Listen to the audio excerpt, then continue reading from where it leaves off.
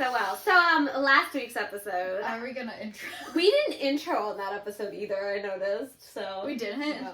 Hi, everyone! Welcome to the Music Lens Podcast with me, Alex Allegra. And Katie B. So, we should have planned this out a little bit. We didn't plan this. So, let's talk about some things. We're a little off right now. We're a little off for a number of reasons. We had an episode this past week. It still might get put up before this episode comes out because I found the audio, but if anyone else out there knows of a better way to store these videos in audio files for podcasting, 55 gigabytes. They're so big. And my computer, I just got a brand new computer and it eats up so much of my storage. I don't know why. Mm-hmm. And then on top of that, that's it. It eats up all my storage. I have to send it to Katie. We probably don't have the best way of sharing things. Maybe we need a Dropbox link. I did find it. Oh, that was the point. Yes. So had an episode. Went to go edit said episode on my laptop, and it was not working. My thumb drive said we're not going to read you, and then my audio also did the same thing, and I found it today. Not going to say how I found it because that was a little stupid, but finally found that audio, and and we only have partial video on Katie's phone. We have all it on my laptop. Oh, that's fair. Okay, we have all of the videos. So I might still go back and edit it. But at this time of recording, yes, we know we're a week late. But we're not going to... But, yeah. No, we have not given up hope already. No. We're only on episode 8. Hey. I don't know if you can see this. Doing? It says good things take time. Oh. I was like, what are you doing? What is that? It says good things take time. Is it Pink Lily? It is. Sponsor? No. Not the podcast. Not really. But brand ambassador. Good things take time. And so that includes figuring out how to not have technical issues on this podcast to make it good for y'all. Yeah. So... on top of that fact, the fact that I finally had some days off. From your musical. From my musical. We're almost done. We're almost done with it. Another 2 weeks? Less than 2 weeks? Yeah, kind of less, because I only have shows on the weekends. We have no more rehearsals anymore. And my mom gets in for this weekend. Yeah. Mama time. So, Easter weekend. Yeah. I think we're going to go up to Braden's families and hang out with the doggies. I looked into flights, but and my parents were like, I'll pay for it, potentially, but I have to work on Monday, and that's when the flight back would be, and also blizzard, because South Dakota is in winter. It's freaking April, and you guys are getting blizzards. We've had snow in May before. I think we might have even had snow in June before. That's disgusting. It's the Midwest. What do you expect? The weirdest thing we ever got in Pennsylvania was a blizzard in October that knocked all of our power out. But my sister sent a Snapchat on Monday of my nephew, and I was like, "Are you on spring break or do you have a snow day?" And she said spring break. Oh, good. I wasn't sure. It could be either. Surprised you guys have snow days, though. Yeah, that's why I was like, I feel like it's probably spring break, but it could be a snow day, maybe? I don't know. It's usually more of a wind chill day. Oh, that's fair. You guys have that, yeah. It's cold. Remember when we said we've been having technical issues? We just had some more! Yeah, so before we stopped, you mentioned that the laptop was loud, and that made us look at it, and then as we're looking at it, we see the audio stop recording, and it got very angry. So we're like, okay, I guess we're done here. You're done, bitches. Done. So we swapped to a different laptop to record the audio. I bought a brand new laptop just for this, and these shits keep eating up my data. And I tried to put it on a new thumb drive, and the thumb drive won't read now. It's like my mental state, unstable. Are we doing this? Yeah, we'll do this. Okay. So this episode is about brought to you by revenue sources for artists. And specifically independent artists. Like, I figured we can make the assumption independent artists and not talk about if you have like a record deal or a publishing deal, because with those you typically get in advance, and that's kind of not an income source that we're not going to talk about. Yeah, that's your paycheck different. to pay everything and do whatever you need to do, and then it gets refunded and it gets recuperated. Thing. But you're not like divvying out that advanced to people in your party, like we said. The artist manager gets X amount. Like, no, they're making that off of like the shows that you do or like the merch that you sell, or like, but they're not getting it based off of your advance. Yeah, but I figured that's more complicated, and we're geared more towards independent artists since we are independent artists. Yes. So I just want to say that this is geared towards them, and if we do an episode on record deals, publishing deals in the future, we can talk about advances more, but that's for another time. So, first one, royalties, which we've talked about before. I did put like a quick copyright lesson because a song has 2 copyrights and they both get royalties in different ways. Song has 2 copyrights, songwriting and sound recording. So like if you look on like Spotify, there's the circle C for copyright, but then there's also the circle P, and so those are the 2 copyrights. And songwriting copyright is like the songwriters and publishers, if there's publishers. Sound recording copyright is just the artist, or like labels, producers, if those are a thing, but artists. So like an example would be how Taylor Swift is the songwriter of Better Man, so she owns that songwriting copyright, but the Little Big Town version of Better Man would be owned by, I think technically their label, probably, depending what their contract is, but that would go towards them and not Taylor. But then her version, on Red Taylor's version, she would have artist and or sound recording and songwriting copyright for that. But there's different types of royalties generated in a variety of different ways, and so like both copyrights have like different types of royalties, which I figured we could do a whole episode on royalties later on. Yes, because we'll talk about like the different. Yeah, I already did the research for that.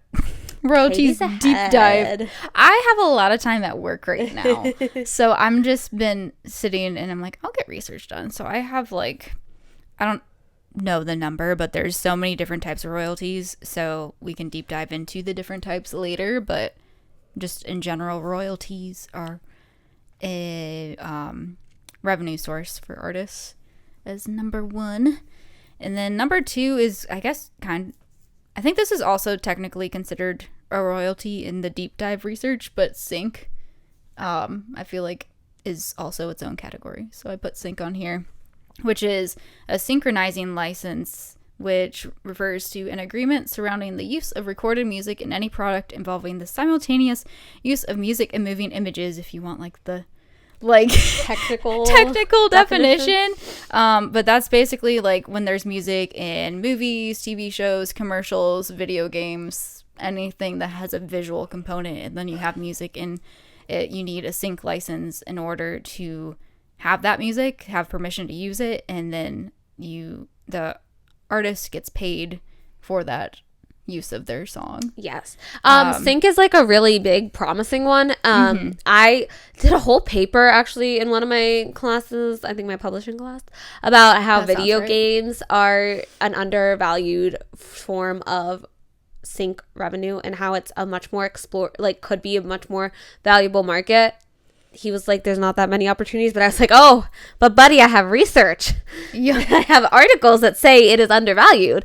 But that's where a lot of, I think, independent artists want to start making, like, once you start digging in, like, the sync world is so, like, that can, like, pay your bills for a whole month. I mean, I have, and then, like, but it's also, like, you have to write and produce, because those songs, you have to be ready to basically release. Yeah. So they have to be fully produced. They have to be fully edited. They have to be ready to, even if it's like an acoustic recording of a song, it still has to be like professionally ready to go in all its correct formatting, have the right, what are they called? The right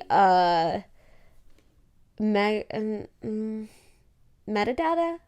Yeah. Like have probably the like artist has, names the and songwriting and all that stuff. All the metadata needs to be in it because and you have to get permission from all of your songwriters. So a good practice of going into a co-write with people would be to write down names, dates, and have everybody kind of sign a thing, or like get everyone connected through BMI or ASCAP or whatever royalty what are they called? PRO. Performing Rights Organization that you use, because those are gonna get distributed out then equally, and like if like they pick up, oh, it's on this radio station or it's on this, like it'll pick up and like go and send it to it.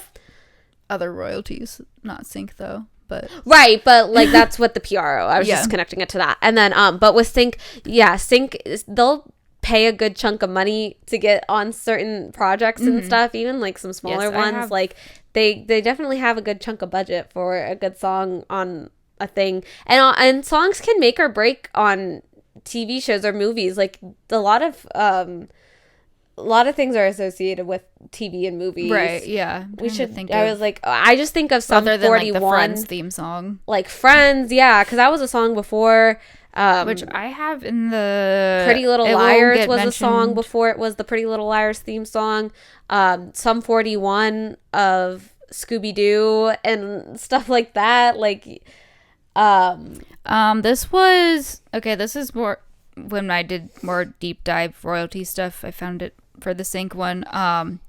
Friends theme song, I'll Be There For You by the Rembrandts earned the band an estimated $5,000 per episode, so about $1 million per year during the show's initial run.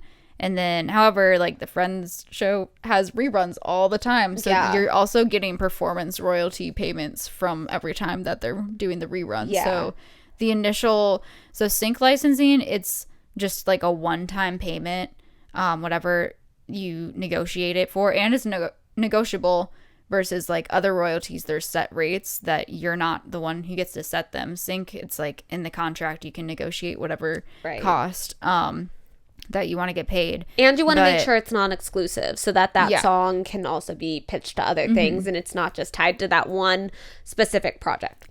But so you get that payment, the initial payment. So in the Friends one, like the $5,000 per episode. And then you get the performance royalties, which we'll talk more about in the royalties episode. But you're getting that as another source of revenue on top of what you're getting just from the contract alone for Sync. Right. So Sync has a lot of money put into it, and it's a good thing.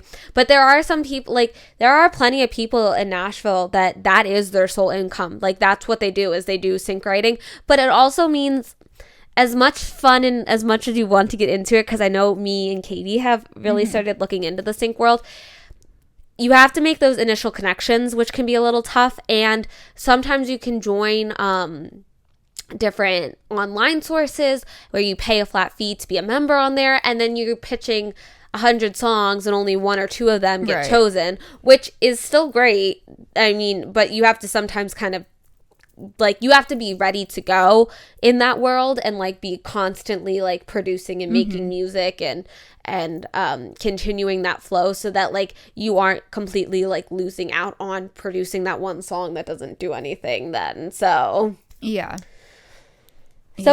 but there is a little bit of a balancing game, and you definitely have to wait to get your foot in the door. But like once you are in that, then you kind of start getting some traction, and then you can kind of have a good revenue source from it. And there are plenty of people in this town that's their sole. I know a couple professors at Belmont that was their sole thing. One of my professors I had as a songwriting teacher was like, his sole income was sync license or sync writing. Doing sync deals. Let's see. We just covered sync, and we basically just covered the sentence, but getting a successful placement can come with huge exposure and generate significant revenue through sync license fees and performance royalties. And this is another we'll link everything, but another article that was talking more of like estimates for income, and it depends on a number of factors, including like the type of project, the length of the licensing agreement, and the buyer's budget.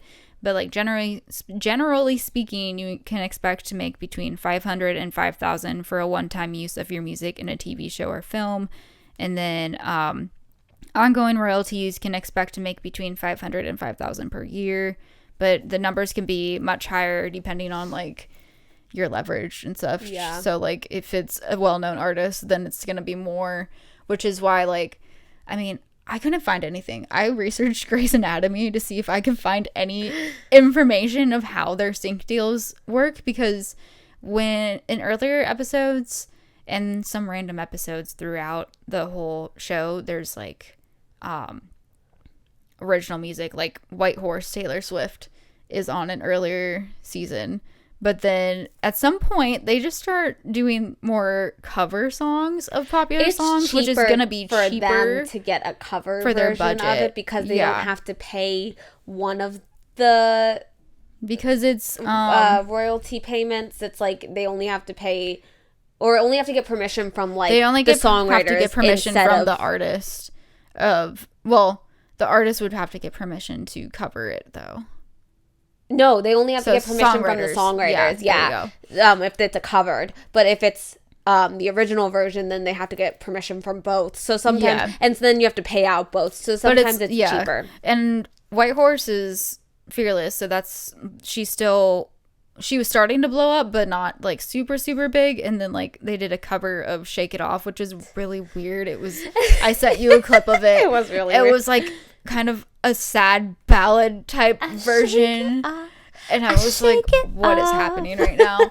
But Shake It Off is 1989 when she like really, really started to blow up because she went into pop. So you would imagine that if they did her version, which I don't think would have fit the mood because they did the song version itself didn't fit the mood, but no. But the point being, just like if they would have done an original Taylor song by that point in her career, it would have cost them way more than it would have to do the cover. I think the Beatles are the most expensive copyrights to get, so that's why you like will almost never hear the original songs of the Beatles. Is it The Movies That Made Us or something? There's some series where they go behind the scenes of famous movies, and I watched the Forrest Gump one, and they were talking about how they hadn't picked the music, and so they just kind of were like, we're just gonna fill in stuff for now until we figure it out. And they're like, we're just gonna put basically the ideal soundtrack, not thinking they could do it because it's all these very famous songs, and they managed to make it work and get all of them to be included that they wanted. So there's like so many thinking of in that Forrest vein Gump songs. Or like the Breakfast Club, like the final thing in the Breakfast Club, like that was a huge thing. But you have to be ready to go because music is the last thing placed in TV and in film. So like they have this big budget and they gotta go because it's like, okay, the movie's coming out in 2 weeks and we still haven't put music into it. That's why you have to have it ready. So you have to be ready with all of the permissions and everything ready to go, because it's like in a couple hours that sync placement is getting put in. Because if they like your song but it's not recorded to the quality of actually getting used in the song, they're gonna find something else. I was like, they just won't use their deadline. Yeah, they're done. They need to meet the deadline. Okay, I'm gonna pause for a second. Okay, it'll still be fun. But this is the 13 most commonly used songs in movies. Yay! Okay, back to the show. Okay, so I just wanted to see a statement, and then it wasn't a statement, and I got confused. Okay, so you're gonna give me the movie, and I'm gonna give you the description without using like the artist or singer or this description of the song or the movie. The descriptions that they have, like what movie. You'll understand. Ready? Okay. So it's just go ahead. TV shows. Okay, this is gonna be a long episode now, just because. Actually, okay. So they are a British rock band and a singer. Wait, what? You'll understand. It's like separately. The singer's not part of the band. Okay. Nonetheless, acts as a relevant needle drop in many popular movies. Sure. Gross. Point Blank. And David Bowie plays the song when the main character Martin deals with his internal struggles concerning his family. We can also hear it in the rom-com Girl Next Door, in the superhero movie Zoom, as well as I Now Pronounce You, Chuck and Larry. What probably stays as the greatest use of the song, however, is inclusion in World's Greatest Dad starring Robin Williams in the final scene. Either. It was a very sad movie, and I could only get through half of it. Okay, what's your guess? Pressure. Yeah. I knew it. I was like, from Katie, shut up. British rock band and singer. I was like, it's Queen and David Bowie. I know, that's why you guessed. That's why I was like, Katie, you're not listening to the game. I'm not listening because I knew it, and I'm like, I don't need the rest of this information. I got it. Okay. Next one, number 14. Okay. I guess I have to go a little harder for Katie. So, it has been used in movies such as Tropic Thunder with Ben Stiller. Okay, but my problem also is I don't know a lot of movies. I know. That's yes, I'm well aware of that. Tropic Thunder with Ben Stiller, the drama adventure Into the Wild, and the Kmart shopping scenes in Grown Ups 2. Oh. But its most memorable use was in the dance-off scene in the cult classic White Chicks. Oh, I don't know the name of it, like the Trippy or Tricky or something. Oh, no. No. It's not that. What? Isn't that in White Chicks when they're doing the dance off? You're close, because it's the same artist. I don't know the artist. You know, some songs you just know, but you don't know the name or the artist. You Can't Touch This by MC Hammer. So okay. it's the other one. This beat is my recital. I think it's very vital is what you were thinking. That's what but I it's was thinking. Can't Touch This. Okay. I think it's the same artist. I'm going to look real stupid if it's not the same artist. Hold on. Well, what is the name of the song I'm thinking? Tricky. I don't know how to understand the words. It's tricky, tricky, tricky. Here we go. It's tricky to rock around, That's right on time. It's tricky. Run DMC. Oh, fuck. I knew I was wrong. Okay. Sorry. Run DMC. It's MC Hammer. Anyways. Yeah, they both have MC. I know. That's what yeah. Thank you, Katie. Thank you. Okay.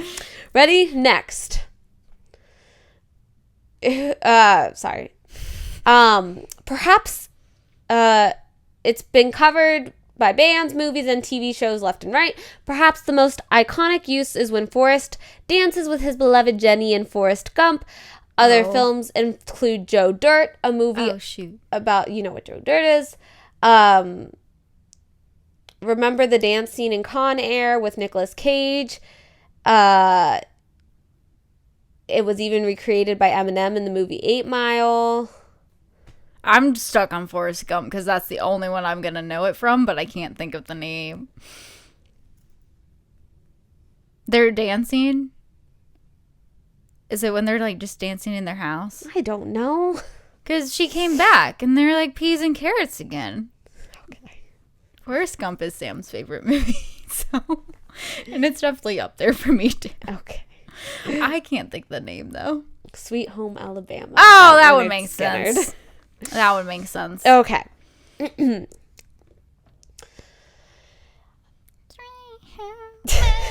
Okay. Number 12. Ready? Uh-huh. It is included in the Grammy Hall of Fame. Okay. The list of movies that feature is probably endless, but here are some of the best. It is used in the radio scene in Good Morning Vietnam.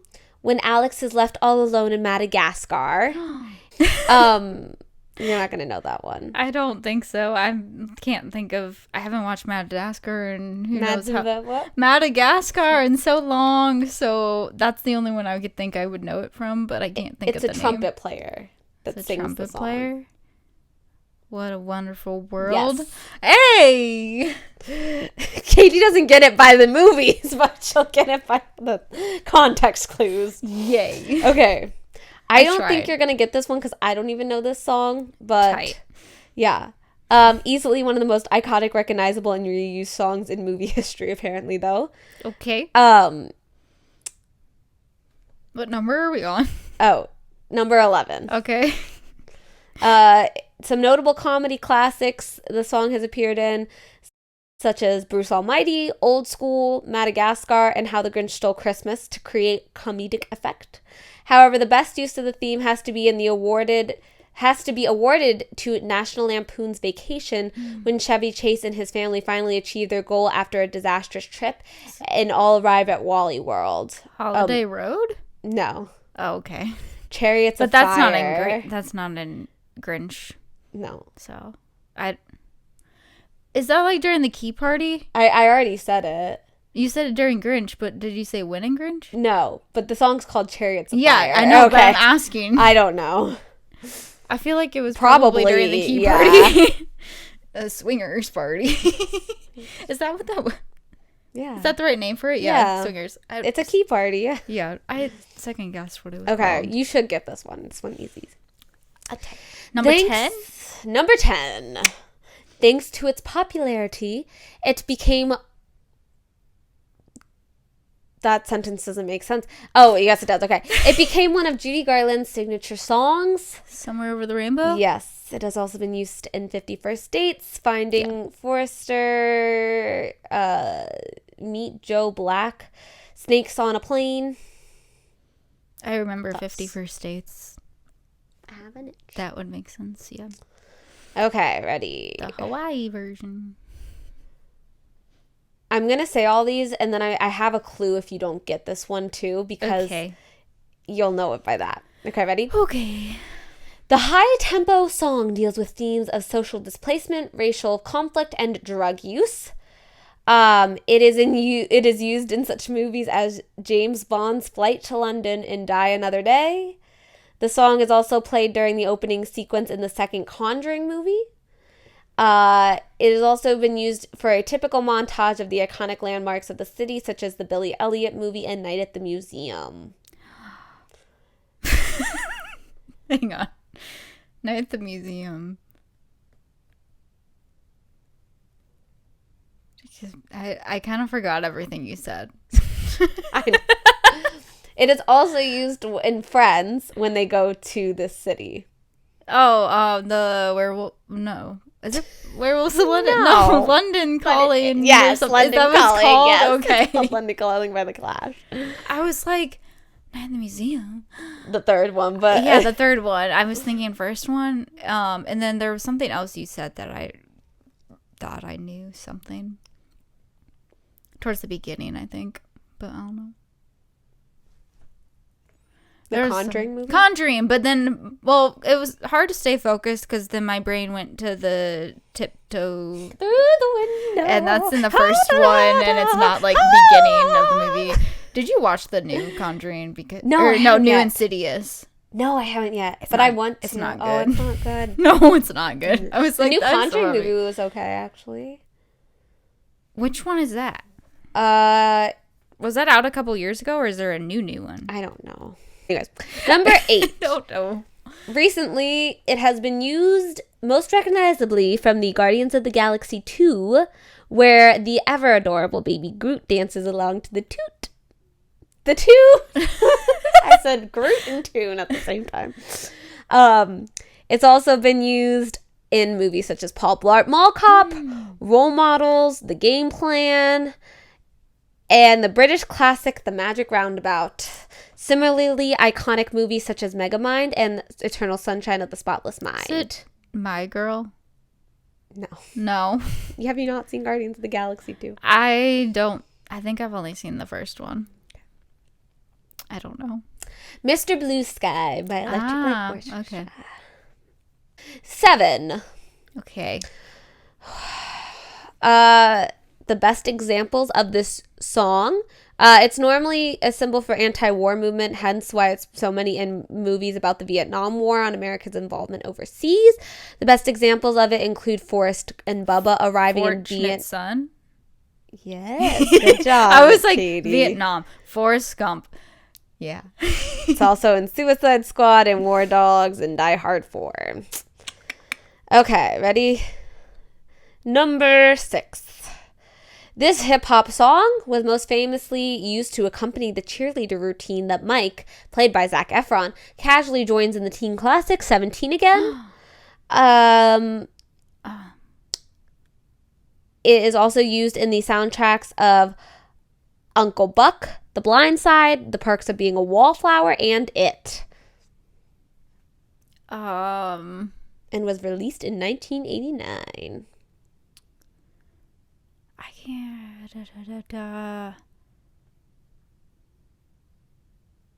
Is it like a New Kids on the Block song? No. No, okay, that's what I was thinking. It. New Kids I on know. The Block. I don't know. Bust a Move. Okay. You won't. You 17 again. Matthew Perry. I don't know. It is number 5. Okay. I have to say number 5. And it's no surprise that the song appears on the excellent Forrest Gump soundtrack. It is, however, also used in scenes such as Evan speaking to God and Evan Almighty, in the space docudrama Apollo 13, and the sports drama Remember the Titans. It is also included in the official soundtrack for Guardians of the Galaxy and was used for one of its trailers. I don't know. I was trying to think of... I haven't watched Evan Almighty in a hot minute, but I feel like that was the best bet because it's a specific scene of a movie I've seen. Yeah. But I don't know. Spirit in the Sky. Ah! Yeah, that would make sense. When Evan's talking to God. Spirit in the Sky. Okay. Late 90s romantic comedy feel. Oh, no, hold on. Okay. It was the main theme song to the cult classic She's All That. I don't remember if I've seen that. If I have, that's the only movie that it shows up in on this list for some reason. But then why is it so high on the list? I don't know. It's a very, like, if you think romantic comedies in the 90s, and, like, it's the final ending moments. I don't know. And it's, like, maybe raining. And you're like, oh, and the guy gets the girl. And that just makes me think of Cinderella story. In your head. That's not it. My brain went to Hilary Duff. No. And, like, Cinderella story when it's raining. And then I'm thinking of Come Clean. And break my tubes, let it wash. No, it's not that What one. is it? Kiss Me. Ah! So kiss me. Doesn't that... that's why I was like, you're in the rain and you're running and Okay. Ready? Okay. Throwback to the 70s. One of the most popular endings... Joker. No. Sorry. It's not even the 70s. What? What did you even say? The Joker. Yes. Okay. Okay, but it's not that. Probably one of the most famous endings was in Night at the Museum. Oh, I was like... Earth, Wind, and Fire. I was like... September. Yes, I was going to say, if I have to keep going and if I have to say Katie sang it in her high school choir, that was going to be my ending of it. Yes. Number 2. Okay. The ultimate 80s fight song. Must I say more? Yes. Okay. Sylvester Stallone had originally intended to use the popular Queen song Another One Bites the Dust, but this one outweighed it. Why, though? It was in scenes such as Big Hero 6, The Animal, and Rocky. I don't know. You really don't? No. Eye of the Tiger. Ah! Katie. I didn't know what decade that was from. So. Okay, ready? You're going to laugh at this last one. So, this is number 1. Number 1. The top used song in movies. Might be a bit of a cop-out, but a search of films in which characters sing this produces quite an extensive list from Smile to Liar Liar. It was... My laptop is again being a bitch. Any film worth its salt that wanted to use this in the late 19th centuries, Diddy had to pay it out to its copyright holder until recently. To be frank, this song and its numerous variations have been the basis of many legal battle. Happy birthday. Yes, happy birthday. And that is our list. I was like, something that went into public domain if you don't have to pay anymore. And people make up their own version. That's why they made up their own versions for so long, was to avoid pain. Yes. They're like, we're going to change the melody up and it gets the point across, but we don't have to pay. And that was Alex's tangent for 20 minutes. Yay! Okay. All right. Back to business. Is this part of our inventory series or no? I guess it could count. No, this is just how you make the monies. How you make the money is revenue sources for artists. We had royalties. We have sync, which is kind of also a royalty. Is that how I got off on this tangent? Was just sync? Yeah. I had a lot to say, apparently. Sync could have been a whole episode, apparently. Could have been. shows, in person and virtual. So payment's going to depend on the type of show, obviously. Like, a writer's round, typically you're not going to get paid, but it's good for other things, like networking, trying out material. Yeah.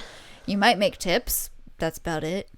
It really depends on that. Unless you're at a venue like the Listening Room, where they pay you, they split the door or something. I don't know exactly what the amounts are for that, but I know you do get paid there. But most writers' rounds, you're not going to get paid. Non-ticketed shows, hopefully you're going to get a base pay. I would really hope you get a base pay. If not, again, tips. And that would be split between all of the band members or however many performers you have. Sometimes it's a solo show, sometimes it's duo or full band. Right. Just kind of depending on what you're doing. And then ticketed shows is going to depend on a venue. Sometimes they give you like a set rate. Sometimes it's like a set rate plus door. I feel like we should do percent a door. A like artist hot takes thing and talk about like paid versus non-paid. We could do hot takes at some point. Yeah, that's a good episode. Send in your hot takes to the musiclenspodcast@gmail.com. We could read hot takes from listeners too. Yeah, like I said, depends on venue. It literally could be set rate plus door, or percent of door only, percent of bar sales I've heard sometimes. Sometimes there's production fees that you have to take into account, though, for ticketed shows. Which is different than paying to play, which is what I was. That's paying for the venues, like, being able to staff it, basically. Right. Like, that will pay for your sound person and probably your bartender and stuff, too. I know for sure sound gets paid for production fee, obviously. And then you need to pay your band, too. So, for ticketed shows, you really have to like have a good amount of people show up if you're actually trying to make a profit from them. Otherwise, you're probably going to be out of pocket based off of like how much you're bringing in versus how much you're paying in production fee and band cost. Right. And if you're in the middle of like, well, I want to start playing bigger shows, but like really like getting community around you and like Molly Grace had such a great idea recently with her tour, and she did like a street team kind of a thing with hers, and like that got people involved, and then you also like had to recruit other people to come. So like finding unique ways like that to get like promotions, plus it's a way to test out where you're at. If you're like, maybe I can sell out certain places or maybe I can't, like it's a good way to start testing, and like just knowing that like, okay, maybe this one was a loss, but then like it allows you to see kind of where you're at. Right. If you're trying to decide if like the risk is worth it, I would save up some money and like know that like and sometimes it's not like, going to, and then you'd be happily surprised if you do end up making money off of a show like that. I know this is not talking about not making money, but like there is always a risk with some of these smaller ones that like you're not going to because you don't know what your fan base is. So yeah, this is more of like, I guess if you're like, it's a revenue source, and like if you're trying to make money from a show, I guess. But shows aren't all about making money all the time necessarily. Sometimes it's just for promoting a release or just like trying to expand your audience. So each show is different and has different like pros and cons to it. Right. And then the last two things for shows would be like a live stream show. Like if you go live on Instagram or something, you can make tips, basically like how you would do a cover gig, making tips. You could probably like take requests on live streams. Right.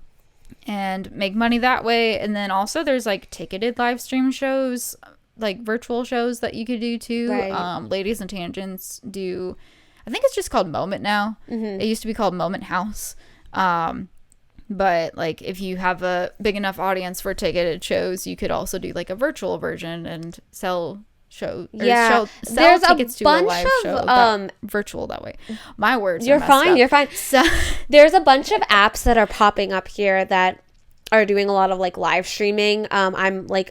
I've got asked to play on a couple of them just through other sources. I think Live Sessions is one where you can like go on and meet people and like host live sessions, and they're all artist curated to like, I think a lot of them started popping up in like COVID times, and then like people will either have partnership deals with them where like I think one of the shows you and I did even was like partnered with them. I thought maybe not you, maybe it was somebody else. Rory's show. Yeah, I can't think of the name of his actual show, but I don't know if he still does it. There's like a couple that do it like live, and then they'll live stream on there as well, on certain platforms. But I know I have live sessions, and there's some other apps. I see them all the time, new ones being developed of like, these are live streams curated for artists to make money off of. So like, it's like actually shows there. Songwriter Showcase.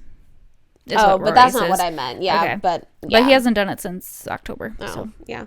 So you can use your stats and insights on your social pages to see like where your audience is biggest and kind of like route tours around those areas, because then you're more likely to have people show up to your shows, right there, since that's where your fans are. Next I had was merch / physical music sales, because I feel like physical music sales is kind of also merch in a way. It is. Like CDs and vinyl, or shirts, hats, koozies, stickers, literally anything that like fits your brand. It's a hard good. People are actually going to want to buy, because you want to make sure they want to buy it. You don't want to spend money making a product and then you're just left with them because no one's buying them. Yeah, that's your hard goods. Your hard goods are all your CDs and like any music, tangible music. Your soft goods are your hats, your t-shirts, your posters, your stickers, all that stuff. In technical speaking terms, that's the difference. I didn't know is hard goods versus soft goods. Yeah, I learned that in tour management. Fun. And honestly, who told me this? Somebody had taught me that it does not matter it is so much more fun for people to come to your show, and if they fell in love with your music that day, to want to support you and would rather pay like $5 for your CD than buy a $40 sweatshirt. So like, still have the t-shirts and the sweatshirts and all that stuff if it represents your brand and stuff, but like, always know that like having those physical copies of your music, people want to do that to help support you. Like they're willing to go out and do that if they want to support you. So it is still good to have like those physical copies when you're smaller, for sure. And then, you know, after you get to a certain point where people are actually like buying your merch, then maybe not as much. But like, when you are starting out, like, it is good to have a couple hard copies of your CDs just like hanging around, so that if people want to support you and they don't want to spend a whole lot of money, that they're still like, oh, I don't have that, but I do want to show you that you meant something to me tonight, and that is their way of contributing. So it does help, for sure. And depending on your demographic, physical music is still a thing for some people. Like, I personally don't have a way to listen to CDs anymore, but there's some people who that's how they listen to music still, right? Like the older generation. I was gonna say, when I used to play like coffee shops and like local fairs and like markets and stuff, like farmers markets, and when you're still like really starting out and like playing those gigs, those are when your older generations are like, oh, I want a CD because I want to listen to your stuff. So like that's their demographic for sure too. So there's all the CDs that I've sold at gigs so far have been like older people, which makes sense, because they're like, I want to listen to this. So yeah, because they're not like, they may know about Spotify, but like that's not what they grew up on. So like, they're not gonna want that as much as their physical copies. So but yeah, so those can be sold at shows, but you can also have them like on your artist's website. I haven't had to ship anything yet, but if you do your artist's website, depending on how you set it up, like if you're make sure you factor in like shipping costs if you're doing your artist's website, so that way you're not just like paying out of pocket to ship things to people if they're ordering on your website. But yeah, I think the only one who's ordered on my website was Sammy K's mom, so I was like, I'm gonna give these to her to give to her mom. Which she said in her like note when she paid, she's like, give them to Sammy. I'm like, okay, cool. So I have a question for you on the merch front, because I'm interested to know your opinion on this, because I was told never waste an opportunity to make money off of your products, which means my merch teacher in class said, I hate when people just give out stickers, because you and I have both given out stickers because it's a great way to market. And I put little QR codes on, and they cost me like $0.01 to make, because I make them myself. I'll just cut them out and they're fine. Mm-hmm. And I don't even bother like having a professional printer do them because I can just buy the paper and then like they look just as nice. So I'll just cut them where they need to be cut. And they're fine. But they told me like not even waste money if you can make $2 off of a sticker. And I just was wondering what you think of that. Do you agree? Do you disagree? This might be a fun little hot take. Yeah.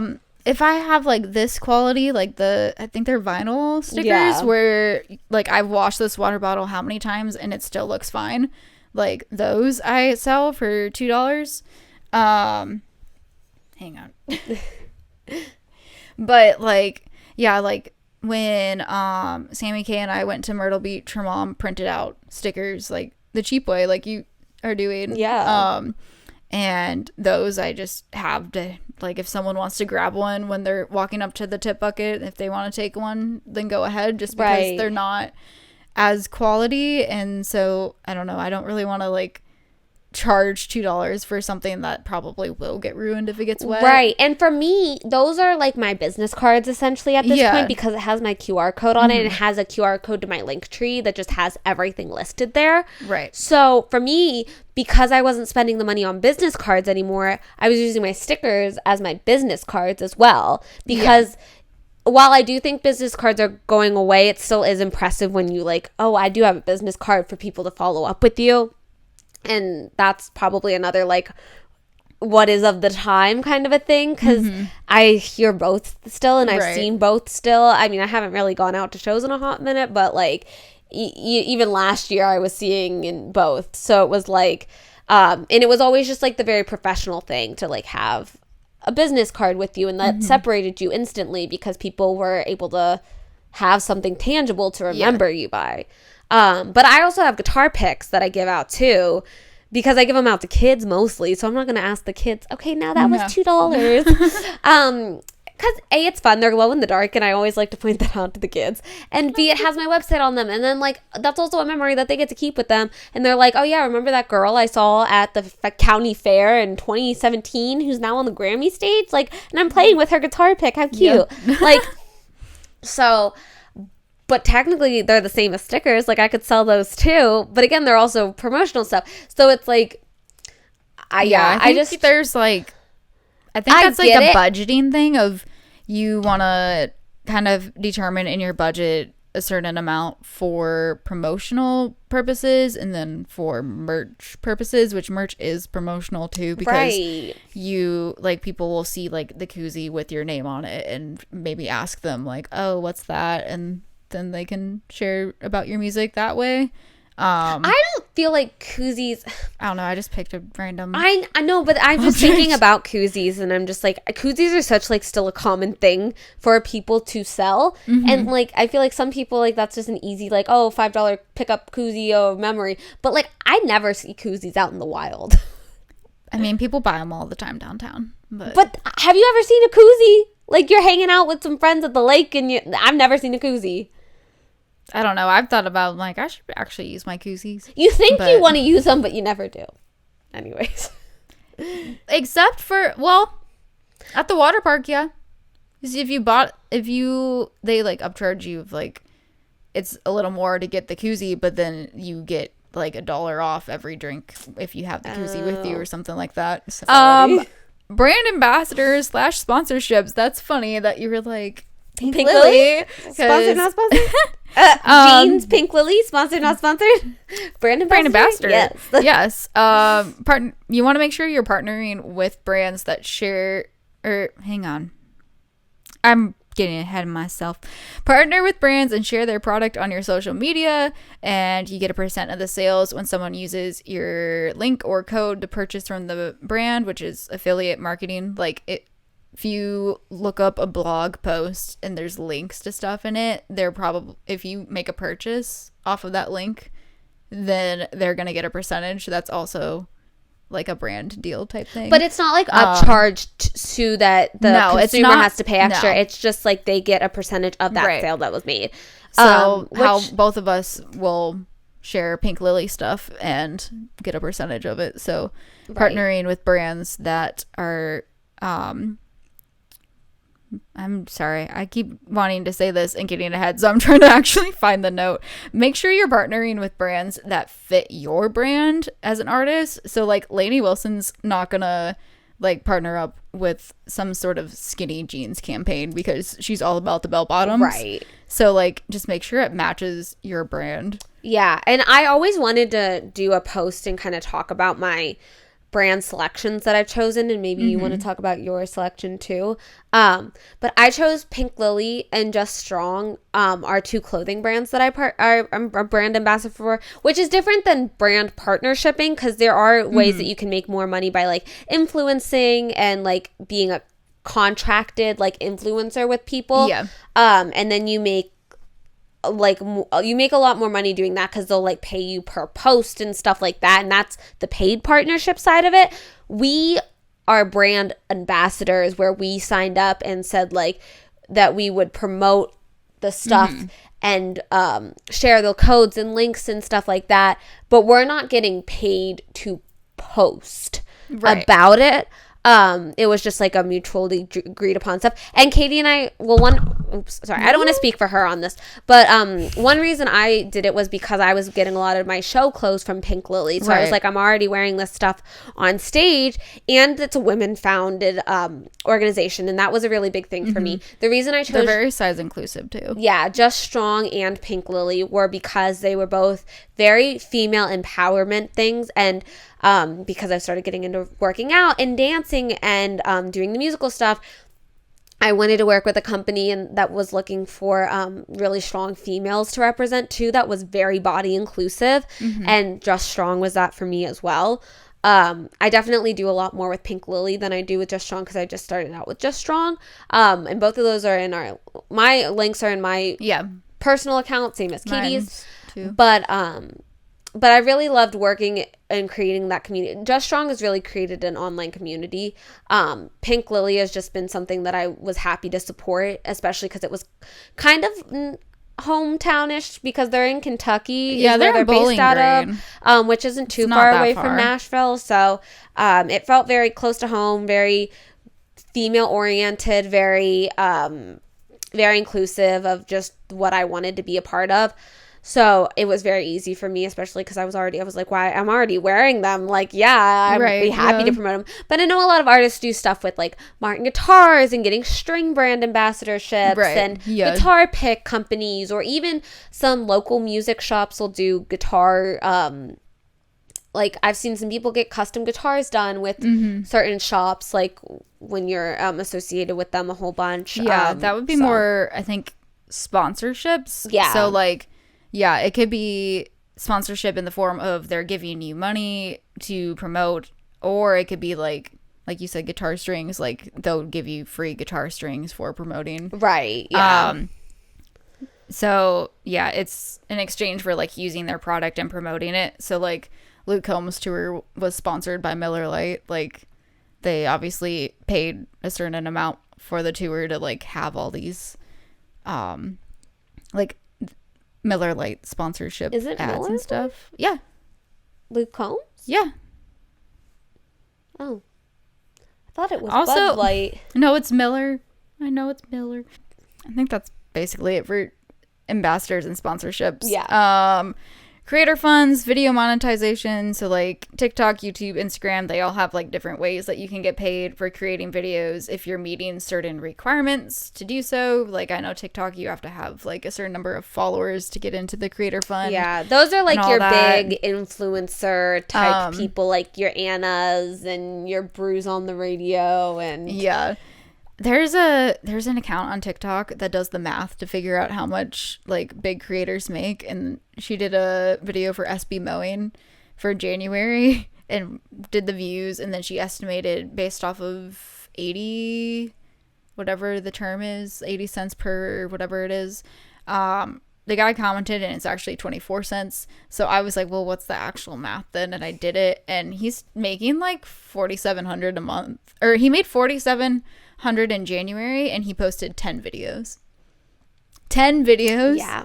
Almost $5,000. I mean, that goes along with the whole like going back to some shows that you're doing. A big strategy too of shows was doing corporate events. So you'd make your whole month's worth of rent and everything playing like 2 or 3 corporate events that paid you a good chunk of money, and then you'd be set for the rest of the month to focus on your music solely and do whatever you need to do, which I have really wanted to do and what I was advised to do, and I still would like to do it. It's just getting into that world. Like I don't know the network to get into it. Exactly. So once I find that out, I'll let you know. Crowdfunding, paid fan club, like if you're like trying to save up for a certain project and you figured out your budget for the project, that's always a route that you can go, is to crowdfund for it. With like GoFundMe, Kickstarter, there's all these other ones. I personally I've never done it, but I don't care for Kickstarter. I've heard that it's like all or nothing. Because if you don't meet your goal, you just don't get any of it. And do they refund everybody though? I don't think they charge you until the campaign's over. But it's like, because what if it's like 15,000 and you make 14,000, and so then you don't actually make it, and that's still 14,000 more than you would have had, and then you just have to come up with 1,000. Yeah, I know with things like that too. Just an FYI for everybody, if you don't know, that you have to create different tier levels for that a lot of times, so that like those fans that are supporting you are also feeling that love. That like, okay, tier 1 is you get handwritten lyrics. Tier 2, you get a merch pack. Tier 3, you get handwritten lyrics and a merch pack. Like, so that it also is like an incentive to like, why are you doing this? Like, while people are normally just out of the goodness of their heart of wanting to help out this, you do need to give back and put in that work of like, hey, your money isn't going to waste, and here is just proof of that because I took the time to do that as well. So just something to think about too, is not to let that go to the wayside. As well. So. Yeah. And if you have a dedicated enough fan base who would be willing to do like a paid fan club, you could do like a Patreon kind of fan club where maybe you do exclusive live streams only on Patreon a number of times, maybe like once a month or something. Yeah. You could do like exclusive merch for the Patreon. You could do like behind the scenes of recording your album, things like that. Yeah. Again, just like the crowdfunding, like having items to make it worth the money of the words went away. It's okay. Or like first looks for the projects, that stuff. And exclusive downloads. I know when you do like an acoustic version of a song. Those kinds of things. You get first looks. Like, I know bonus tracks. This is getting ahead of ourselves a little bit, but like when you work on a project and then like you're trying to entice people to like pre-save and stuff, when you send out email links, you're like, if you pre-save now, you'll get to listen to this song now. So like those kinds of things. Yeah. Get a sneak peek beforehand.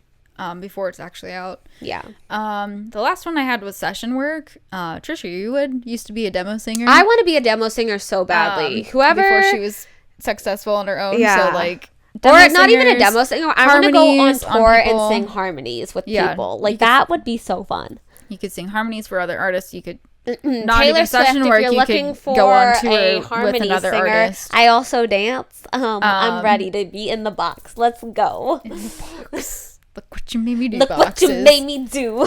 I got it down. You ready, girl? I'm here for you.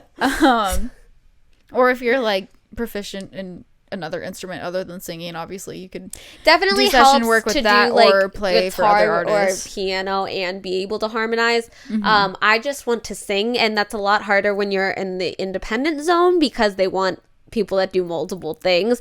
Once you get to the bigger tours like a Taylor Swift where they're doing all that stuff, which obviously is already not in the independent zone anyways, well, not necessarily, but for the most part it's not going to be, then you're already looking out. Artists that have budgets to have more people in their band, because I think if you're trying to play for other artists that are kind of your level or maybe a little above you, they probably don't have the budget to have as many band members as they want, or and then that unlimited all comes amount. Like, so it's like you want people who will sing harmonies but also play another instrument, so you get. But when you get into that kind of stuff, then you can also join the union, because they do have unions for those kinds of people. So that's fun. But I will say, with the way the pop music is going back to right now, with like the Tate McRae's and like Olivia Rodrigo and like Taylor Swift and Molly Grace even had backup singers that would dance with them. And so I'm really hoping that there's more of an opportunity for that, and we're going back into that like Britney Spears level of like singing and dancing and having fun with music. So I'm hoping there will be more opportunities in the future. Yeah. I'm so excited. Okay. Anywho, that was the last one I had. So yeah, basically, as an artist, you do have to like, you have a lot of revenue sources, which is great to have sources from all these places, because it's like you can kind of compile a livable income if you're actually utilizing it. I think there are a lot of things that people are like, oh, it's, and trust me, it is hard to make money as an independent artist based off your expenses that you're putting out for all this stuff. I get that. But like BMI, using your PROs, using those royalties incomes, getting stuff like that, working with people that already have a lot of sync placements and stuff like that, just being smart about the investments that you're making in those works are definitely gonna put you in a more steady financial situation, and there is a possibility to do it. Yeah.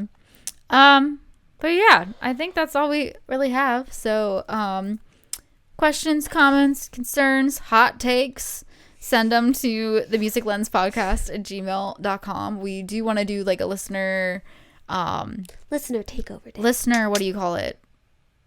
Q&A. No, not email. They're handing them in. What is the word for that? Response. Submission. Like a listener submission episode. We have like 2 right now, to be real with you, so like please send them in. Appreciate the people who have, but we need more if we want to do a whole episode of them. Or we'll just do more articles, or we will just Google stuff and hope to find good stories. But yeah, so do that. Drop us a rating and a review if you like what you're hearing, or if you don't, and then we can maybe learn how to improve. Don't rate us low on our tech stuff. We struggling. We trying. I think it's fine. Do we get low scores a lot? I don't think anyone's rated us yet, but it would be helpful. But if you did, it would be helpful for our algorithm, for more people to find us. So, yeah, follow us on all socials at the Music Lens Podcast, or at the_music_lens_podcast for Instagram. Still can't figure out how to get it to change. It's fine. You can find Alex at Alex Allegra Music on all the things, and then me at KDV Music on all the things. And yeah, I think that covers everything. Yeah. So, yay! Hopefully this episode actually works. If you're seeing this, it worked. And bye, everyone. Bye.